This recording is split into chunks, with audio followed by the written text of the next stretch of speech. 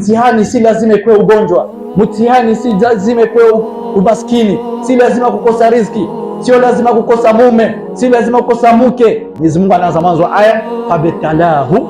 Mwenyezi Mungu Subhanahu anampatia mtihani. Kwa nini anampatia mtihani? Kwa umaskini, kwa ufakiri, kwa kwa ugonjwa, kwa hali yoyote.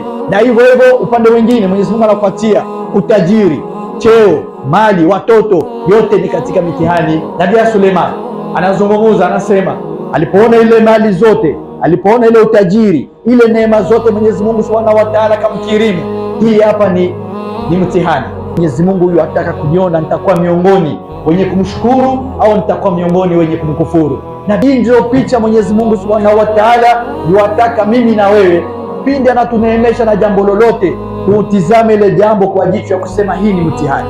Iwe ni utajiri, iwe ni mali, iwe ni kitu yoyote Mwenyezi Mungu anakuneemesha nayo, anakukirimu nayo, rudisha fadhila kwa Mwenyezi Mungu Subhanahu wa Ta'ala, alivyosema Nabii Suleiman, hadha min fadli rabbi yabluwani aashkuru am akfur.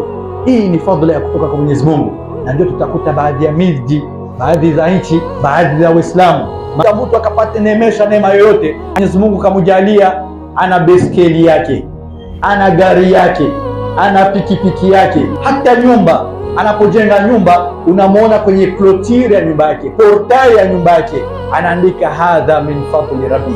Ala asafa, hapa kwetu sijawahi kuona, itakusikitisha ya regret. Naweza nikasema hapa kwetu sijawahi kubahatika kuona yoyote anaandika ndani ya gari yake au nje ya gari yake hadha min fadli rabbi, alivyosema Suleiman alayhi salam. Ina majal jalu lisana dalil ala ma fi fuadi, ulimi ni preve ya mambo yako ndani ya roho. Unakuta huyu mwanadamu mwenye kumkufuru Mwenyezi Mungu Subhanahu wa Ta'ala anasema wallahi mimi Mwenyezi Mungu hanipendi, wala Mwenyezi Mungu hanitizame. Na hii ndio iko katika jamii yetu, anasema wallahi mimi ni kama jicho Mwenyezi Mungu hainitizame, anatizama nyumba fulani, anatizama fulani na fulani, lakini mimi Mwenyezi Mungu ni kama hanioni. Ayubu alayhi salam ni mtume wa Mwenyezi Mungu, akaomba dua atapewa kila kitu, lakini tizama Mwenyezi Mungu Subhanahu wa Ta'ala anasema faqadara alayhi rizqahu. Mwenyezi Mungu Subhanahu wa Ta'ala akamfinya katika riziki yake, Mwenyezi Mungu akampunguza katika riziki yake.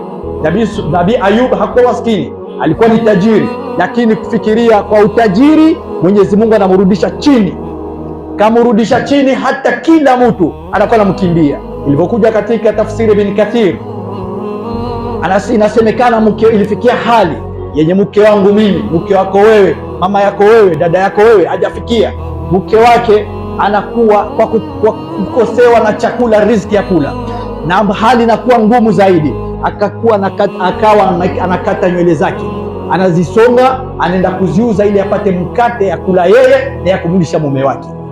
Hali walifikia mtume wa Mwenyezi Mungu.